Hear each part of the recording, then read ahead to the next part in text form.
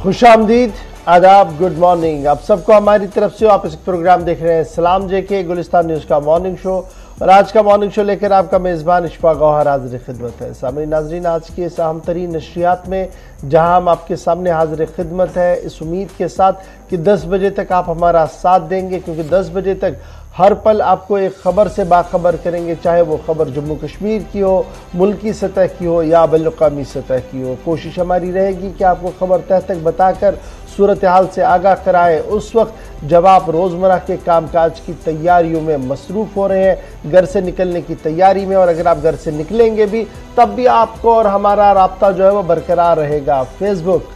के ज़रिए से आप इस नशरियात को देखेंगे, ट्विटर, इंस्टाग्राम के ज़रिए से आप इस नशरियात को देखेंगे, और उसके साथ साथ आप हमारे साथ ज्वाइन करेंगे जब, तो आप हमारी ऑफिशियल वेबसाइट www.gulistannews.in पर भी लॉगिन, सब्सक्राइब और शेयर ज़रूर कीजिएगा, ताकि आप हर पल अपडेट रहे मौजूदा हालात से। तो इस उम्मीद के साथ कि 10 बजे तक आपका साथ देंगे, लेकिन ये भी आपको याद दिलाते चले कि 9:40 का वक्त होगा जब तीसरे पड़ाव पर हम आएंगे, तो बात आपकी होगी, यानी हमारी फ़ोन लाइन्स खुलेंगी, लाइव ट्रांसमिशन चल रहा है, तो आप बात कीजिएगा, अपने मसाइल उठाइएगा, हुकूमत तक पहुँचाने की भरपूर कोशिश भी कीजिएगा। फिलहाल बढ़ते हैं जी आगे खबरों के सफ़र में, लेकिन ज़रा आज माजी की याद को भी फिलहाल ताज़ा कर देते हैं और आपको बताते हैं कि माजी के अंदर आज के दिन क्या कुछ तवारीखी पस मंज़र में अहम तरीन वाक़ात आपके सामने लेकर आ रहे हैं। आसिफ रशीद, बहुत शुक्रिया आसिफ। बहुत बहुत शुक्रिया आप सभी का भी हमारे साथ ज्वाइन करने के लिए। 10 बजे तक हमारा और आपका साथ रहने वाला है। आखिरी 20 मिनट आप प्रोग्राम में कॉल कीजिएगा, अपनी बात रखिएगा। हम भी एक एक करके हर पड़ाव में कोशिश करेंगे कि जम्मू कश्मीर से दिल्ली तक ताजा तरीन सूरत हाल से आपको वाकिफ कराएं, और बैनुल-अक़वामी सतह की कुछ खबरें आपको बताएंगे, और वो खबरें जिन पर मुल्क के अंदर हंगामा मचा है और आज दिन भर पार्लियामेंट तक भी बहस पहुंच चुकी है, यहां पर भी तकरार होने वाला है, ऐसे आसार नजर आ रहे हैं। शुरुआत करेंगे हिस्ट्री ऑफ द डे से। खास क्या है जरा वो आपको बताते हैं। फरवरी की 9 तारीख है, 1760 में आज ही का दिन था जब मराठा जनरल दत्ताजी शिंदे की मौत हुई थी। 9 फरवरी 1760। 1951 में आज ही का दिन था जब आजाद हिंदुस्तान में पहली मर्तबा मरदमशुमारी के लिए फहरिस्त पर काम शुरू हुआ था। यानी जो हर 10 साल के बाद मरदमशुमारी होती है, उसकी शुरुआत आजादी के 4 वर्ष बाद 1951 में 9 फरवरी को शुरुआत हुई थी, जिस पर काम शुरू किया गया था डॉक्यूमेंट प्रिपेयर करने के लिए। साल 2013 में आज ही के दिन जब पार्लियामेंट हमले में मुलव्वस अफजल गुरु को दिल्ली की तिहाड़ जेल में फांसी दी गई थी, आज ही का दिन था। 1971 में आज ही का दिन था जब अपोलो 14 मिशन चांद से जमीन पर वापस उतरा था, लेकिन मिशन में कामयाबी के साथ 9 फरवरी 1971 को साइंसदानों ने एक और कामयाबी हासिल की थी। साल 2016 नेपाल के 37वें वज़ीर आज़म सुशील कोइराला का आज के दिन इंतकाल हुआ, 9 फरवरी 2016 को। इसके अलावा 1788 में ऑस्ट्रिया का रूस के खिलाफ ऐलान जंग 9 फरवरी 1788 में हुआ था।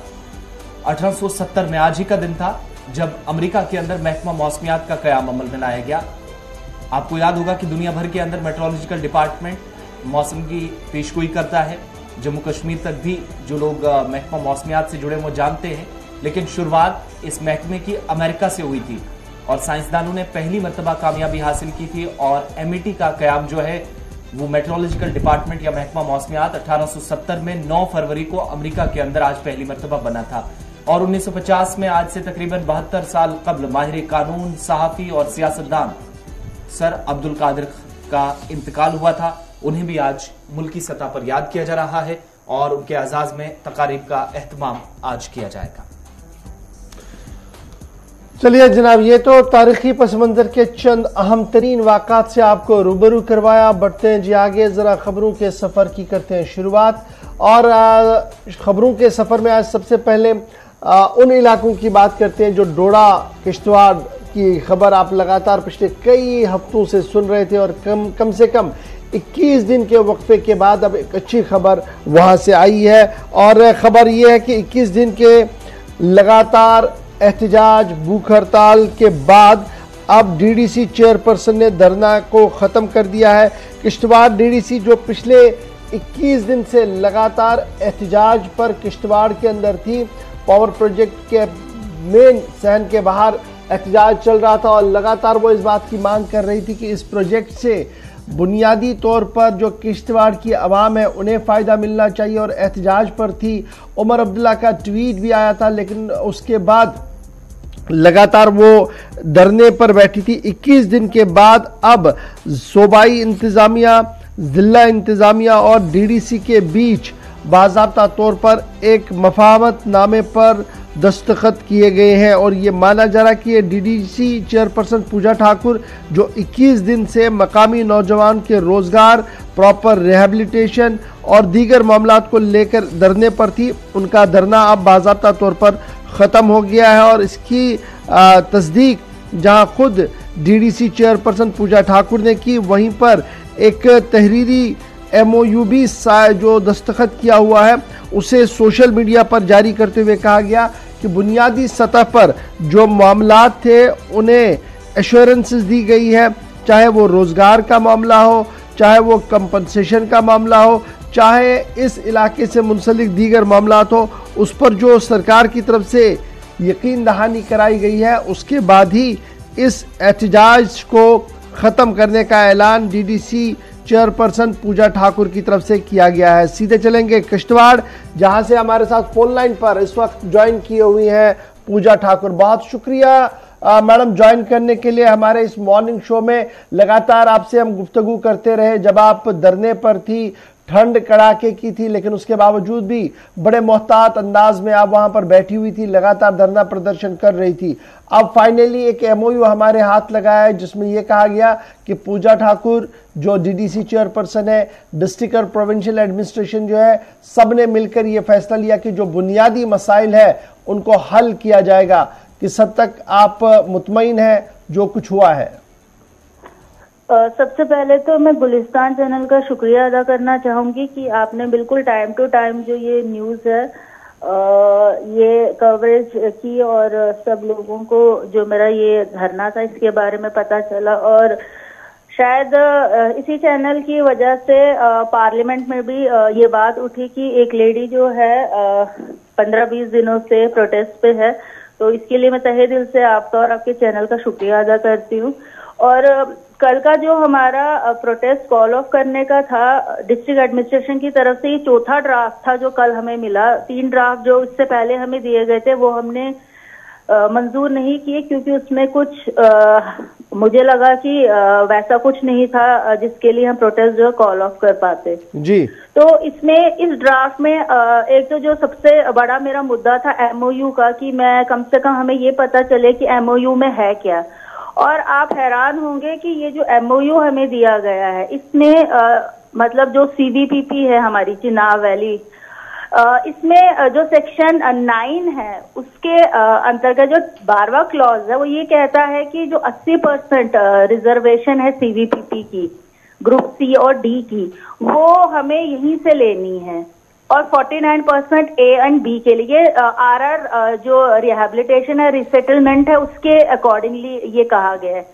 बट मुझे हैरानी होती है कि इस तरह का कोई भी रिजर्वेशन हमारे यहाँ पे यूथ को या हमारे जो भी लैंड यूजर्स है उनको प्रोवाइड ही नहीं किया जा रहा है। और मतलब इस पे कभी किसी ने सवाल क्यों नहीं उठाया, मुझे ये समझ नहीं आ रही है। और ये भी मुझे पता है कि ये डिस्ट्रिक्ट एडमिनिस्ट्रेशन तक नहीं है, जैसे कि DC ने कहा है हमें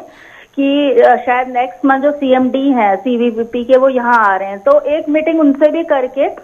और साथ में जो डॉक्टर जितेंद्र सिंह जी हमारे वहाँ पे है PMO ऑफिस में, उनसे भी मेरी बात हुई है और मैं उनको भी राइटिंग में दे रही हूँ कि इस चीज के ऊपर कभी किसी ने गौर क्यों नहीं किया कि अगर यहाँ पे इतने पावर प्रोजेक्ट्स बन रहे हैं और अगर हमें ये रिजर्वेशन है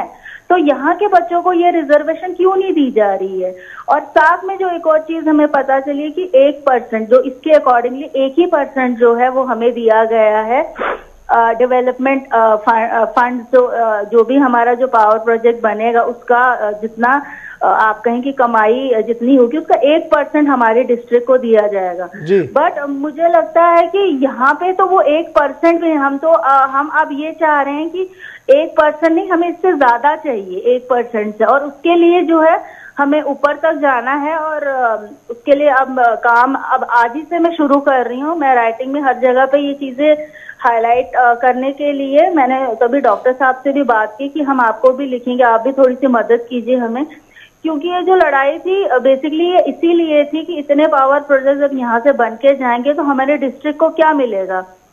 जो यहाँ पे कंपनीज अभी रन कर रही हैं वहाँ पे जो एम्प्लॉयमेंट है वो भी ट्रांसपेरेंसी से हो, ये हमारा कहना था। और जो 15 दिन हमें ये दिए गए हैं कि क्वार्टरली बेसिस पे यहाँ पे जो है एम्प्लॉयमेंट की जो रिक्रूटमेंट्स हैं वो निकाली जाएंगी और फिर एक कमेटी फ्रेम की गई है जिसमें कि इंटरव्यूज मतलब आप कहें कि फेयरली एक सिलेक्शन का जो है वो रहेगा जी। जो कि लेकिन ये बड़ा दिलचस्प है, जैसे आपने मैडम खुद कहा कि जनाब MOU आज तक किसी के हाथ नहीं दिया गया था, सरकार और कंपनी भी जो MOU हुआ था वो फाइल तक ही था, लेकिन अब जब वो खुलना शुरू हुआ तो पता लग रहा कि वाकईतन अगर ये पावर प्रोजेक्ट बने हैं तो इसका फायदा आवाम को मिलना चाहिए था, जो नहीं मिला है। जो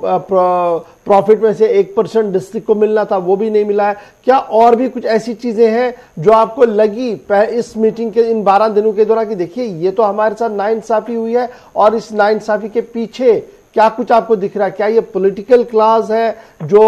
इसको इंप्लीमेंट नहीं होने दे रहा था, या कुछ और भी आपको नजर आ रहा है कि चलिए बन रहा है तो बनने दीजिए?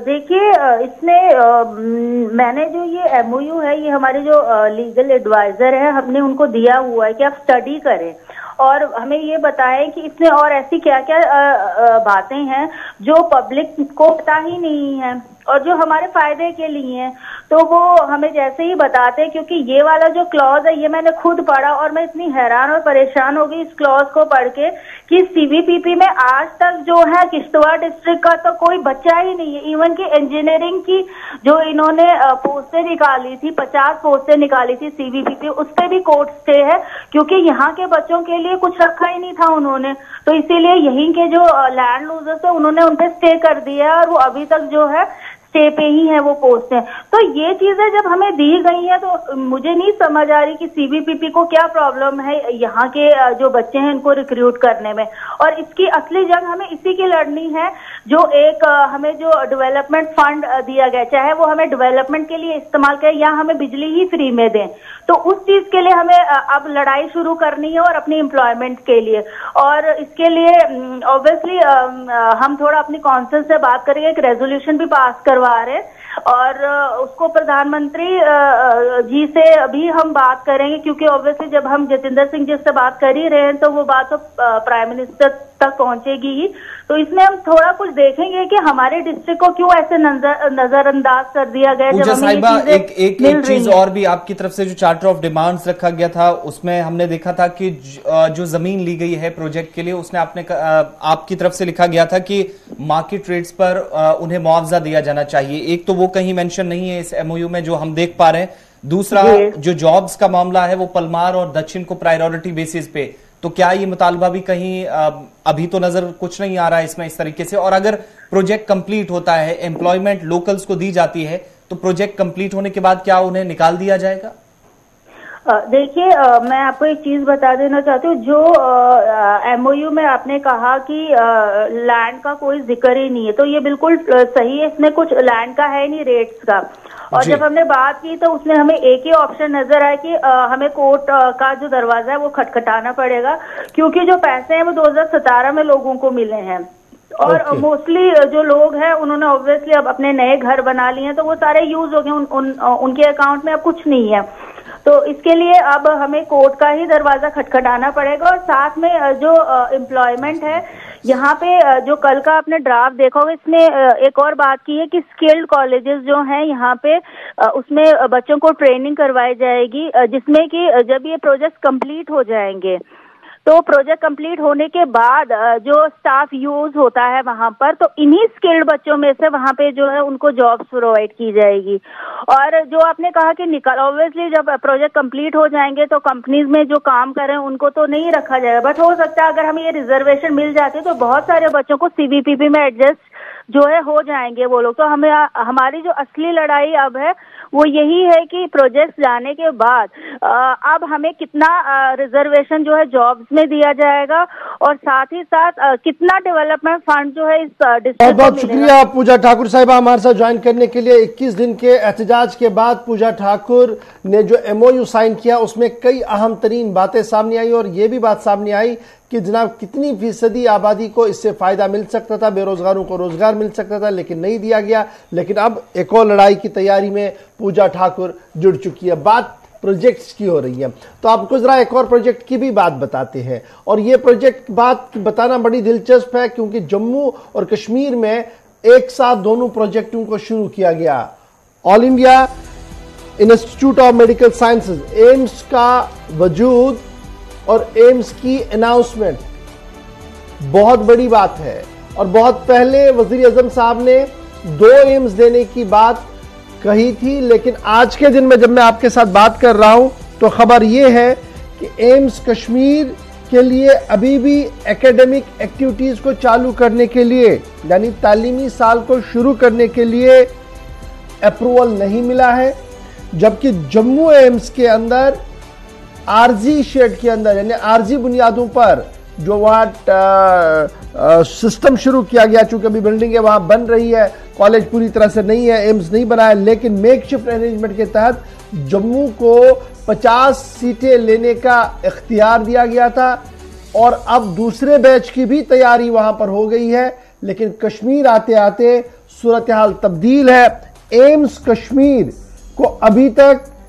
एक्टिविटीज, एकेडमिक एक्टिविटीज की अप्रूवल नहीं मिली है, नंबर 1। नंबर 2, एम्स कश्मीर और एम्स जम्मू 2 हसास तरीन प्रोजेक्ट है। जम्मू के मुकाबले में कश्मीर पर तरक्याती मंजरनामे की निगाह से जब आप देखेंगे तो काबिले वो जो फख्र काम हुआ ही नहीं है, बल्कि सुस्त रफ्तारी की नजर ये सारा अहम तरीन प्रोजेक्ट अभी तक हुआ है। सरकार की यकीन दहानियों के बावजूद, प्रेस रिलीज के बावजूद कि जनाब लिटिगेशन और दीगर मामला को ख़त्म कर दिया गया, जिस शिद्दत के साथ इस प्रोजेक्ट को लेना चाहिए था वो शिद्दत अभी ग्राउंड जीरो पर नज़र नहीं आ रही है। कमोबेश 2 साल का वक्त हो गया है जी जब टेम्परेरी कैंपस को खोलने की बात कही गई थी जम्मू और श्रीनगर के अंदर, लेकिन जम्मू के अंदर अगर टेम्परेरी कैंपस को चलाया गया और पहला बैच 50 का और दूसरा 50 बच्चों का MBBS का सिस्टम भी शुरू किया गया, और एम्स ऋषिकेश को यह कहा गया था कि वो फिलहाल टेम्परेरी बुनियादों पर इसको भी चलाएंगे। लेकिन जब कश्मीर की बारी आई तो एम्स ऋषिकेश जो है उसके पास फाइल चली गई है, लेकिन अभी तक कोई भी मुकम्मल जवाब वहां से नहीं आया है। पिछले साल, अब एक तो ये मामला है, अब दूसरा मामला भी इसके साथ सुन लीजिएगा। मामला ये भी है कि लास्ट ईयर जम्मू कश्मीर इंतजामिया ने अपॉइंट किया डायरेक्टर फॉर एम्स जम्मू, और एप्लीकेशन शॉर्टलिस्ट हुई, जो एप्लीकेंट्स थे एम्स कश्मीर के लिए, लेकिन साल गुजरने के बावजूद भी अभी तक एम्स के लिए कोई ज़्यादा पेशरफ्त नहीं हुई है। और डॉक्टर यशपाल शर्मा जो नोडल ऑफिसर है मेडिकल कॉलेज के जम्मू कश्मीर के अंदर, उन्होंने इस बात की तस्दीक की है कि एकेडमिक एक्टिविटीज़ को फ़िलहाल रवां साल के दौरान शुरू कश्मीर के अंदर नहीं किया जाएगा, क्योंकि अभी तकनीकी तौर पर काफ़ी परेशानियां हैं। एक साथ दोनों अनाउंसमेंट्स की गई, एक साथ वज़ीर आज़म ने कहा कि जम्मू और कश्मीर के अंदर एम्स बनेंगे, एक साथ एलोकेशन की गई, एक साथ ज़मीन की आइडेंटिफिकेशन की गई, और एक साथ प्रिंसिपलों या डायरेक्टर्स की अपॉइंटमेंट का सिलसिला भी शुरू किया गया। लेकिन जम्मू की फाइल ने रफ्तार पकड़ी और कश्मीर आते आते फाइल सर्द खाने की शिकार हुई है। ये है एम्स का प्रोजेक्ट जिसको लेकर काफ़ी बड़ी बातें आज तक की जा रही थी। चलिए जी, तरक्याती मंसूबों के बाद ज़रा सन्नत की ओर भी आपको आते हैं और आपको बताते हैं कि एक सन्नत जिसे सेब की सन्नत हम कहते हैं, लेकिन सरकार अभी सन्नत मानती नहीं है, वो कसम कुर्सी की शिकार क्यों हो रही है और क्यों इस सन्नत से जुड़े लोग अब परेशान और बेहाल है। बिल्कुल, कश्मीरी ताजरों के लिए आज के वक्त में भी कोई राहत नहीं है। मुसलसल इकदामात और दावों के बीच इस वक्त सेब की मार्केट कैसे डाउन हो रही है उसका बराह रास्त असर हजारों खानदानों पर पड़ रहा है, ताजरों पर पड़ रहा है। ये नॉर्थ टू साउथ आप मुसलसल देख रहे हैं। आज के वक्त में भी आप देखेंगे तो ताजिर जो हमारे साथ बात कर रहे हैं ये बता रहे हैं कि इस वक्त जैसे मार्केट्स के अंदर रेट काफी कम है, नर्क बिल्कुल भी सही नहीं है, और स्टोरेज के अंदर सेब रखने के चार्जेस बहुत ज्यादा हैं, जिससे उन पर इजाफी बोझ पड़ रहा है। नंबर 1 पहला मसला इस वक्त जो सेब कारोबारी हैं उनके लिए ये है। दूसरी बात, फ्रूट ग्रोवर्स मानते हैं कि कश्मीरी एप्पल जो 40% पिछले साल जो माल बिकता था उससे 40% कम रेट पर इस वक्त भारत की बाकी मंडियों में या मार्केट में बिक रहा है, जो उनके लिए सबसे बड़ी परेशानी का सबब है। यानी यहां भी वो इस वक्त मुतासिर हुए हैं। तीसरी परेशानी यह है कि जो डिलीशियस एप्पल है 17 किलोग्राम के आसपास जो पेटी रहती है 2000 से 2300 के आसपास ये पिछले साल बिकती रही है पिछले सीजन में, लेकिन इस साल फ्रूट ग्रोवर्स की माने तो 1500 से नीचे इसके रेट्स आए हैं, जिसका मतलब ये कि 700-800 रुपए आप यहां से भी नुकसान उठा रहे हैं। यहां तीसरा ऐसा पॉइंट जिस पर इस वक्त जो कश्मीरी इस सनत से वाबस्ता कश्मीरी ताजिर हैं वो परेशानी के से दो चार हैं। चौथी बात ये कि कोल्ड स्टोरेज में रखने पर ताजिरों के मुताबिक आज भी जहां पर तकरीबन 17 किलो का जो डिब्बा होता है सेब का वो रखते हैं 200 रुपए वो चार्ज करते हैं। यानी आप कुल आमदनी देखेंगे और यहां 200 रुपए चार्ज करते हैं, वो भी एक अपने आप में एक्स्ट्रा बोझ है, इसलिए चूंकि कोई आमदनी खास नहीं है। रेट पिछले साल से तकरीबन 700 से 800 कम जा रहे हैं अगर ताजिरों की बात को ही सही माने। और ताजिर ये कहते हैं कि लस्सीपुरा पुलवामा के अंदर, अगलर शोपियां के अंदर और नॉर्थ कश्मीर के कुछ हिस्सों के अंदर जहां पर मंडियों में या स्टोरेज तक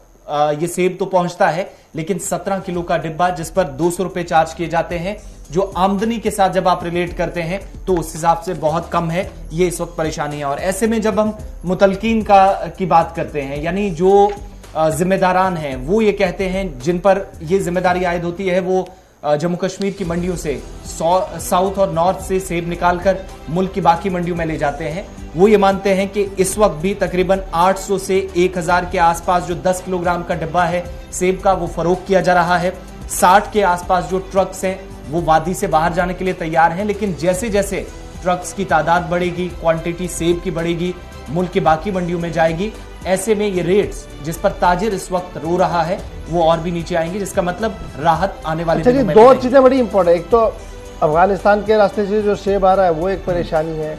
दूसरा कि मार्केट इंटरवेंशन स्कीम जिसको मुतारफ किया गया था वो पूरी तरह से मुतारफ हो नहीं पाई, उसका कोई बड़ा फायदा वहां मिला नहीं। और तीसरी बड़ी बात कि पिछले साल के मुकाबले में जब आप इस साल इस पूरे मामले को देखेंगे तो आपको 40% की गिरावट नजर आएगी मार्केट के अंदर सेब के लिए, कश्मीर के लिए ही सिर्फ। रेस्ट के लिए आपको दिखेगा कि मार्केट अप है, लेकिन कश्मीरी सेब आते आते 40% कम हो रहा है। नंबर 1। नंबर 2 बड़ी इंपॉर्टेंट और दिलचस्प बात जो इसमें है जी वो ये भी है कि सरकार लगातार ये मान रही है कि जनाब ये सन्नत जो है काफ़ी हसास सन्नत है, हज़ारों लोगों का माश रोज़गार इसके साथ जुड़ा हुआ है, लेकिन उसके बावजूद इसे सन्नत मानने से अभी तक इनकार किया गया और अभी तक भी वो उस दायरे में नहीं लाई गई जिससे इसको माना जाए कि एक इंडस्ट्री है और इंडस्ट्री की तरफ इसको ट्रीट किया जाता है। फिलहाल इंडिविजुअल लेवल पर हर एक काम कर रहा है, लेकिन बड़ी खबर ये कि आज के दिन जब आप और हम बात कर रहे हैं तो मार्केट का भाव वो नहीं है जो एक्सपेक्ट कर रहा था कश्मीरी ताजिर जो कश्मीर के अंदर बैठा है, दिल्ली के अंदर आरती जो इसको बेच रहा है। यही वजह है कि कंपटीशन में आपका सेब अच्छा होने के बावजूद, डिलीशियस सेब होने के बावजूद भी रेट्स नहीं बन पा रही है। सरकार की खामोशी लगातार है और इस खामोशी की वजह से जम्मू कश्मीर की मईशत को एक बहुत बड़ा दचका और नुकसान इस वक्त लग रहा है। छोटे से ब्रेक के लिए रुक रहे हैं जी, ब्रेक के उस पार आएंगे तो आपको बताएंगे कि सरकार क्या कुछ करने जा रही है बच्चों के साथ। एक अहम तरीन खबर है आपके सामने रखेंगे, उसके साथ साथ रोपवेज की भी आपको बात बताएंगे और आपको बताएंगे कि एक और कमीशन का कयाम अमल में लाया जा रहा है। ये कमीशन कैसा होगा, काम क्या है इस कमीशन का और इतनी देर से क्या कुछ चल रहा था, इस पर गुफ्तगू करेंगे छोटे से ब्रेक के बाद। उम्मीद है कि आप हमारा साथ देते रहेंगे।